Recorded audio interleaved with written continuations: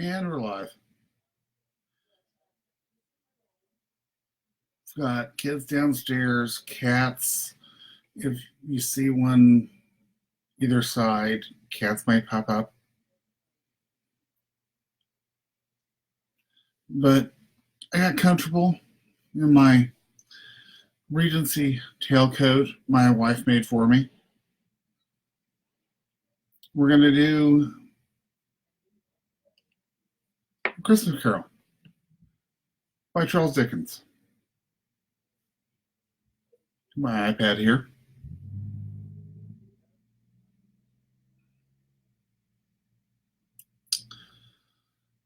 And we're using Project Gutenberg's version. So it is A Christmas Carol in prose, being a ghost of Christmas, a ghost story of Christmas by Charles Dickens, with illustrations, if you want to look up, by John Leach. This is on Project Gutenberg. They're really cool illustrations. I recommend you do. Preface.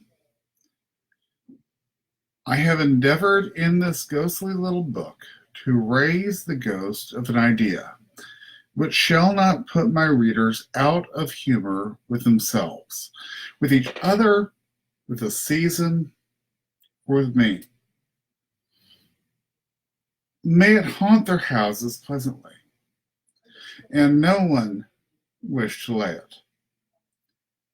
Their faithful servant, Charles Dickens. And the signature is December 1843.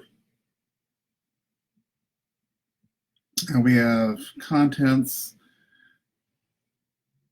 and this is prose and staves. We're doing stave 1 tonight, which is Marley's Ghost. Stave 2, which is the first of 3 spirits. Stave 3, the second of 3 spirits. Stave 4, the last of the spirits.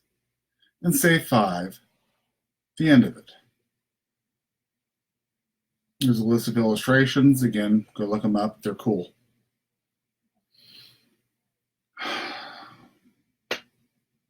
We're a couple minutes early, but we're going to start. Marley was dead. Marley was dead to begin with. There is no doubt whatever about that. The register of his burial was signed by the clergyman, the clerk, the undertaker, the chief mourner. Scrooge signed it. And Scrooge's name was good upon change for anything he chose to put his hand to. Old Marley was as dead as a doornail.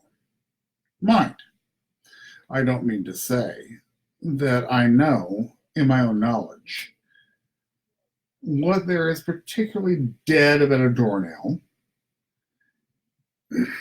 I might have been inclined myself to regard a coffin nail as the deadest piece of ironmongery in the trade.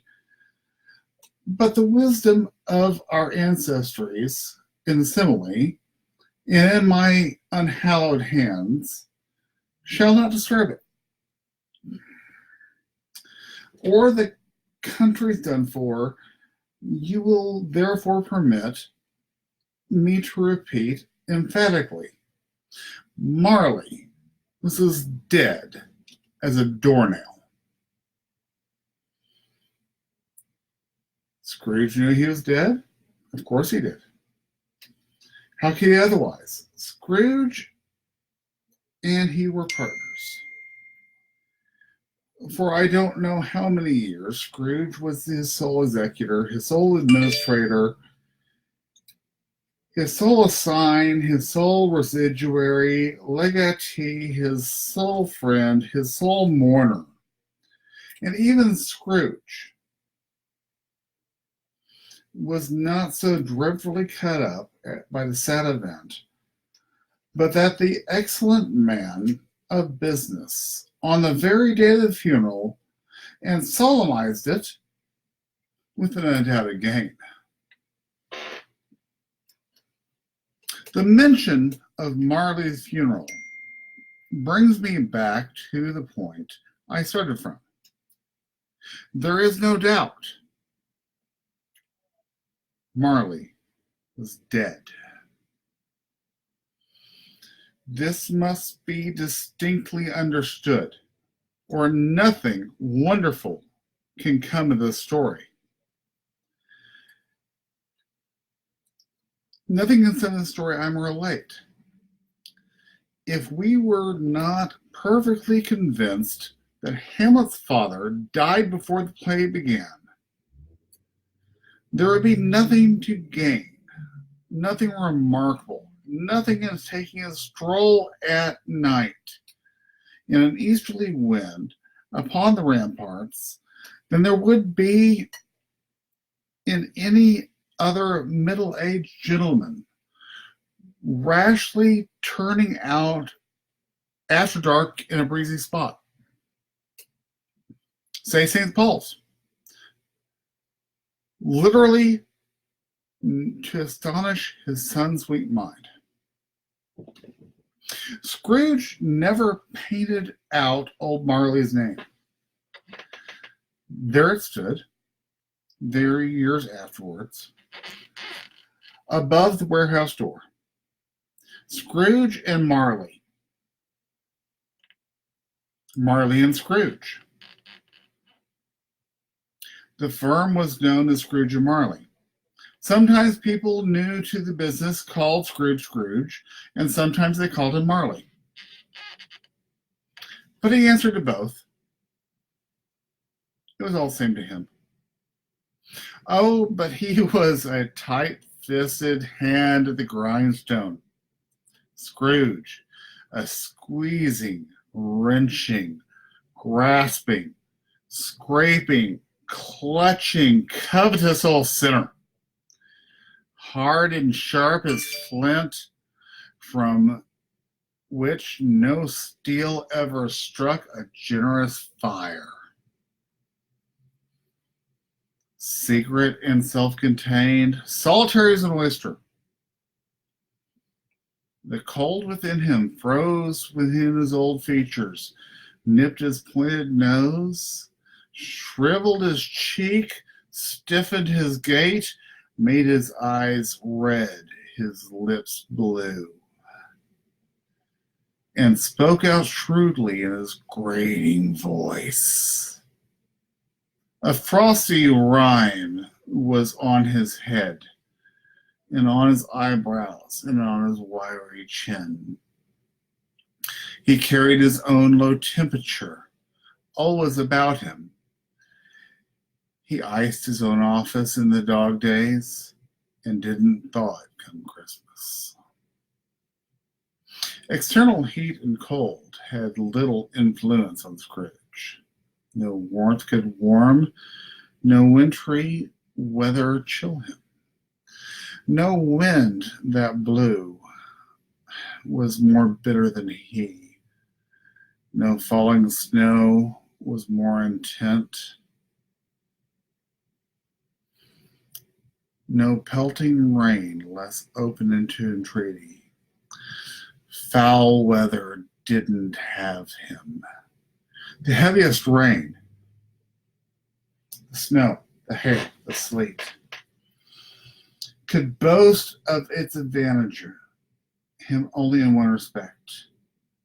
They often came down handsomely. And Scrooge never did. But what Scrooge did, Scrooge cared. It was the one thing he liked, to edge his way along the crowded path of life, warning his human sympathy to keep its distance, and knowing one's called nuts to Scrooge. Once upon a time, of all the good days in the year, on Christmas Eve, old Scrooge sat busy in his counting house. It was cold. bleak. Biting weather, foggy withal. And he could hear people in the court outside go wheezing up and down, beating their hands upon their breast and stamping their feet upon the pavement to warn them. The city clocks had all just gone 3, and it was quite dark already. It had not been light all day. The candles were flaring, the windows in the neighboring offices like ruddy smears upon the palpable brown air. The fog came pouring in at every chink and keyhole. It was so dense that although the court was at the narrowest of the houses opposite, were most phantasms. To see the dingy cloud that come dropping down, obscuring everything, one might have thought nature lived hard by and was brewing on a large scale. The door of Scrooge's counting house was open that he might his eye upon his clerk in his dismal little cell beyond the little sort of tank. He was copying letters. Scrooge had a very small fire, but the clerk's fire was so very much smaller that it looked like a single coal. But he couldn't replenish it, for Scrooge kept the coal box in his own room. And so surely as the clerk came in with a shovel, the master predicted that it would be not necessary for them to part. Wherefore the clerk put on his white comforter and tried to warm himself at a candle.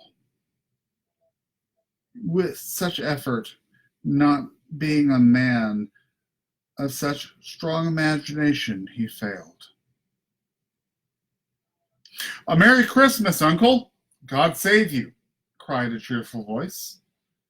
It was the voice of Scrooge's nephew, who came upon him quickly. It was the first intimation of his approach. "Bah!" said Scrooge. "Humbug!" He had so heated himself with rapid walking in the fog and frost, this nephew of Scrooge's, that he was all in a glow. His face was ruddy and handsome, his eyes sparkled, his breath smoked again.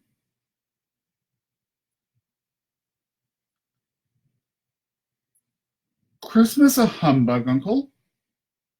said Scrooge's nephew. "You don't mean that, I'm sure." "I do," said Scrooge.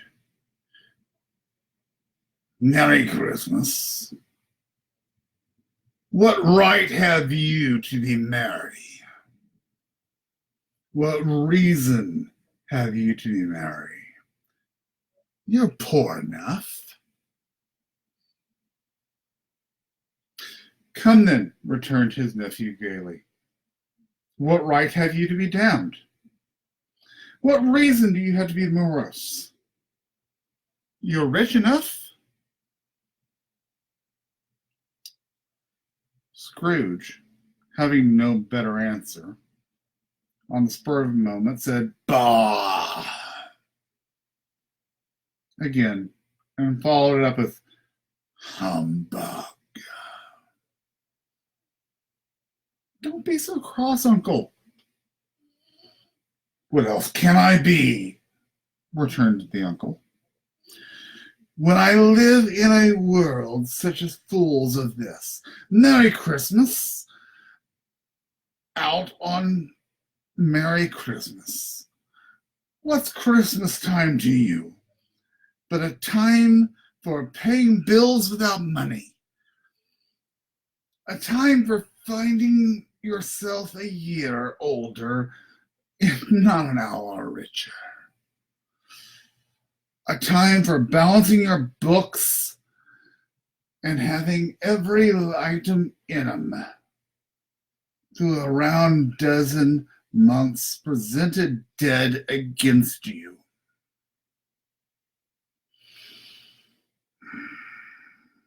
If I could work my will, said Scrooge indulgently, every idiot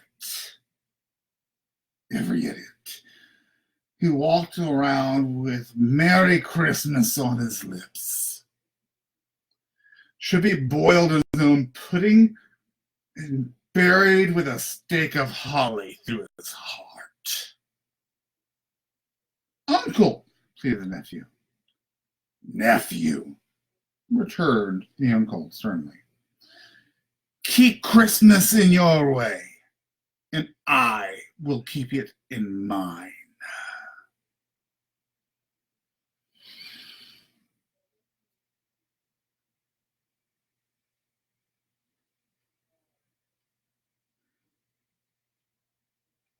His nephew was aghast. Keep it? Keep it, repeated Scrooge's nephew. But you don't keep it. Let me leave it alone, then. Much good may it do you. Much good has it ever done you. There are many things from which I might have derived good,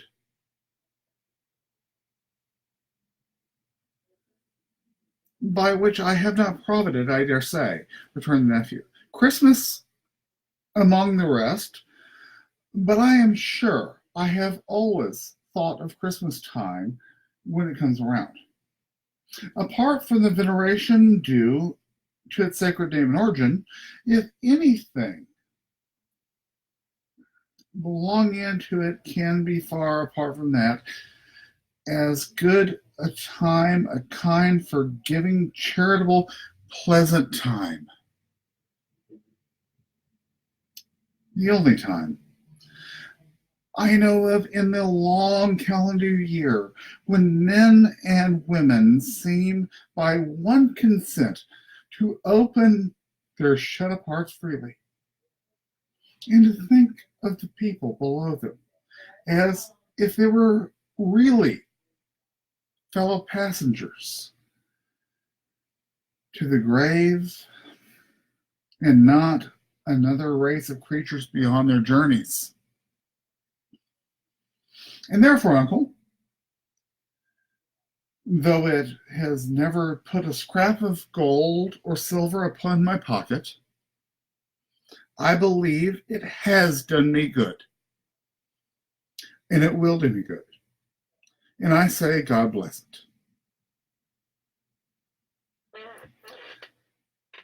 it. The clerk in the tank involuntarily applauded.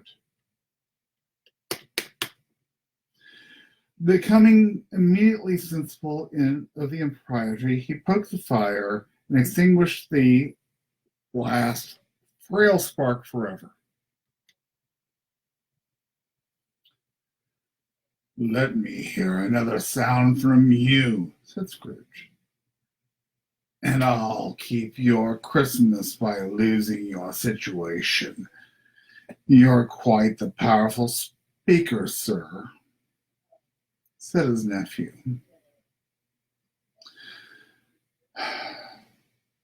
I'm wondering you don't go to Parliament. Don't be angry, Uncle. Come, dine with us tomorrow. Scrooge said that he would see him, and yes, indeed, he did. He went the whole length of the expression and said that he would see him in extremity first. Why? Cried Scrooge's nephew. Why? Why did you get married?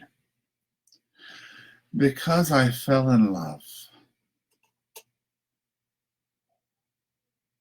Because I fell in love. Growled Scrooge. As if that were the only one thing in the world more ridiculous than Merry Christmas. Good evening. Nay, Uncle.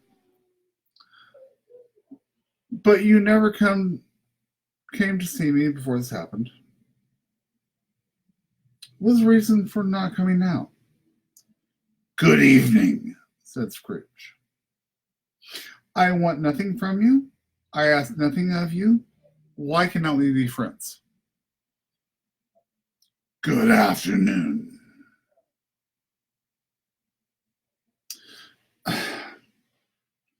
I am sorry with all my heart to find you so resolute. We have never had any quarrel, to which I have been a party, but I have made the trial an homage of Christmas. And I'll keep my Christmas humor to the last. So a Merry Christmas be with you. Good afternoon. And Happy New Year. Good afternoon, said Scrooge. His nephew left, without an angry word, notwithstanding. He stopped at the outer door and bestowed the greetings of the season on the clerk, who was as cold as he was warmer than Scrooge, for he returned cordially. There's another fellow, muttered Scrooge. My clerk, with 15 shillings a week, and a wife and a family, talking about a Merry Christmas. I'll retire to Bedlam.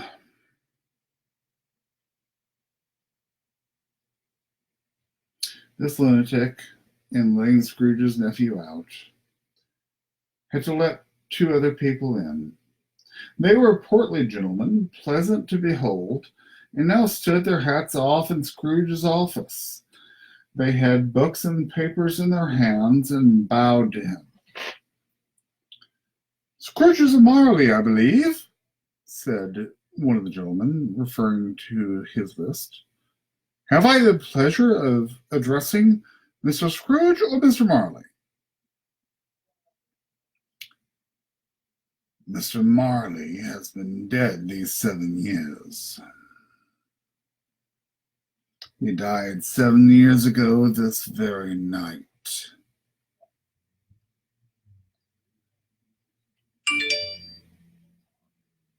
We have no doubt his liberality was well replenished by his surviving partner, said the gentleman, presenting his credentials. And certainly it was, for they were 2 kindred spirits. At honestly word the liberality, Scrooge frowned and shook his head and handed his credentials back. At this festive season, Mr. Scrooge, said the gentleman, taking up a pen, it is more than usual desirable that we should make some slight provision for the poor and destitute, who suffer greatly at this time. Many thousand are in want of common necessaries. Hundreds and thousands are in want of common comforts, sir. Are there no prisons? Asked Scrooge.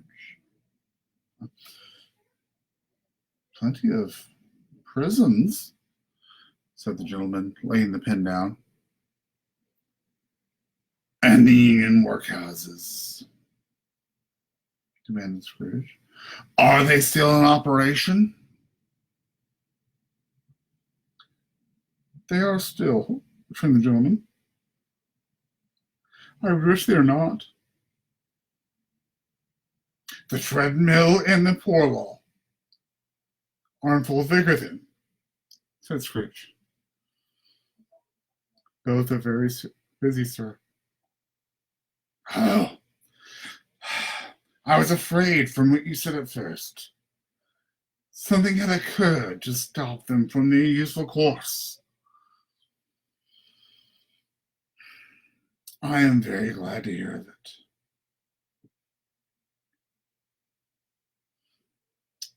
Under the impression that they are scarcely furnished Christian cheer of mind and body and multitude, returned the gentleman. The few of us are endeavoring to raise a fund to buy the poor some meat and drink, some means of warmth. We choose this time because it is at this time, and all others, what is keenly felt abundantly rejoices. What shall I put you down for?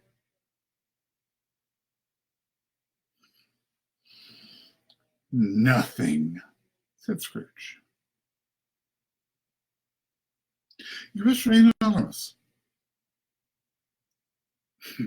I wish to be left alone.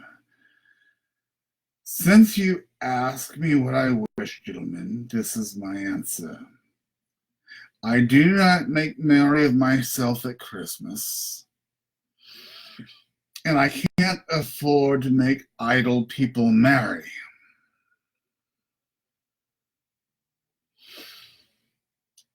I help the establishments I have mentioned, and they cost enough. If they are so off badly, they should go there. Oh, sir. Many can't go there. If they would go there, they would rather die. Then let them. If they would rather die, they had better do it. Do it and disgrace the surplus population. Besides, excuse me, but you might know it. It is not my business. It is not enough for a man to understand his own business and not interfere. Mine occupies me constantly. Good afternoon, gentlemen. Seeing clearly that it would be useless to pursue the point, the gentleman withdrew. Scrooge resumed his labors and improved his opinion upon himself in a more facetious temper than was usual for him. Meanwhile, in the fog and darkness thickened so that people ran about, flaring lamps, preferring their services, and go before horses and carriages and conduct them on their way. The ancient tower of a church, whose gruff old bell was always slyly down at Scrooge out of a Gothic window at the wall, became invisible and struck the hours and quarters.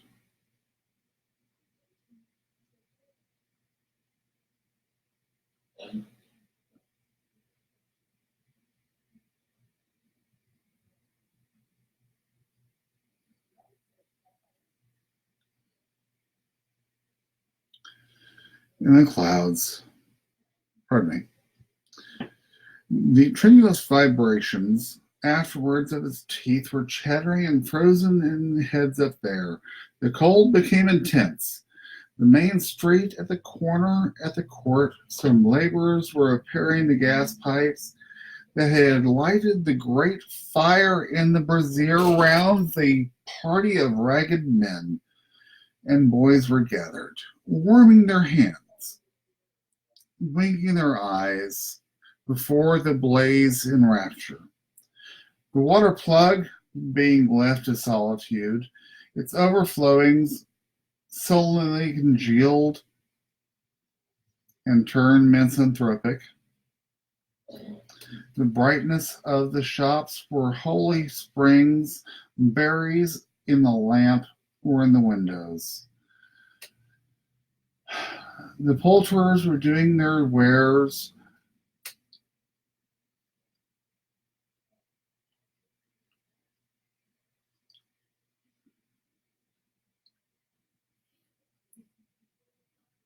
and the mansion house gave orders to 50 cooks for butlers to keep the Christmas as a Lord Mayor's house should, and even the little tailor, for whom he had 5 shillings on Monday,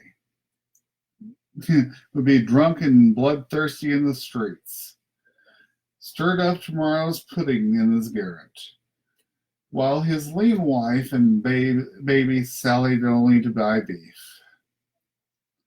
Foggier and colder, piercing and searching, biting and cold. If the good St. Dunstan had nipped the evil spirit's nose with a touch of such weather as that, instead of his familiar weapons, then indeed he would have roared to lusty purpose.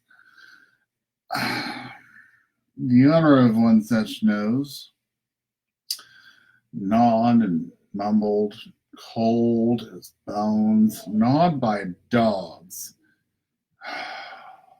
stopped down at Scrooge's keyhole to regale him with a Christmas carol.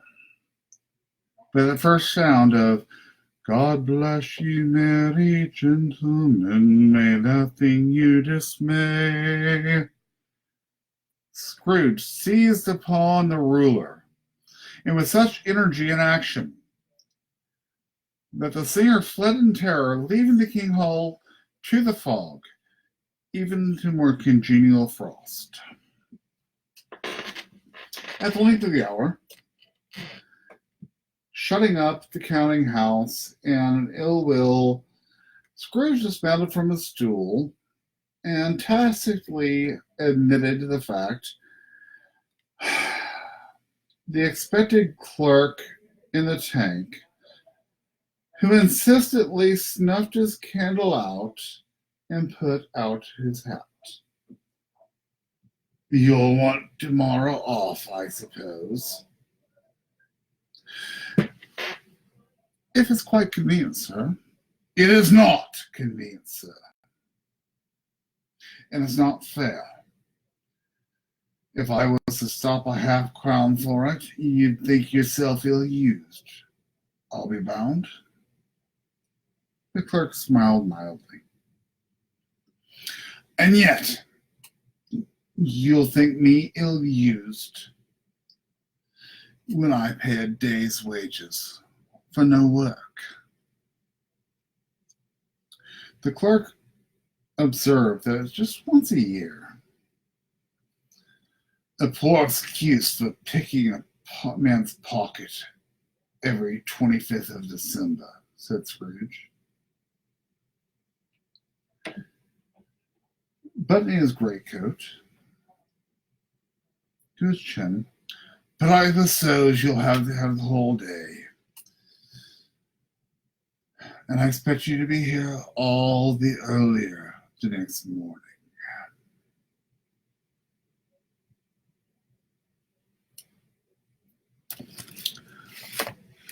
And we'll leave our reading at the first stave of Christmas Carol here.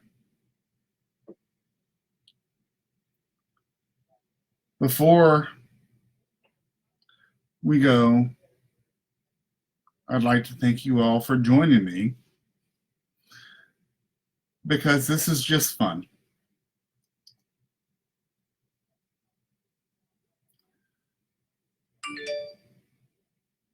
We will start again. I'll let you know probably tomorrow night to finish stave 1, because there's 5 staves in the story and we have to get done before Christmas.